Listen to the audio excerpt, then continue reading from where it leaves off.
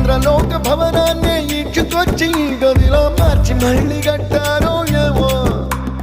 మాయజాలము తెలుసు మంత్రగారడి తెలుసు రెంటి కన్న ఇది ఇంకోటేమో నీలాకాశం నేలాకొస్తే ఇట్టాగే ఉంటాదో ఏమో ఈ సంతోషం దాచాలంటే హృదయాలు ఓ వంద కావాలేమో ఇంతందంగా ఉంటుందా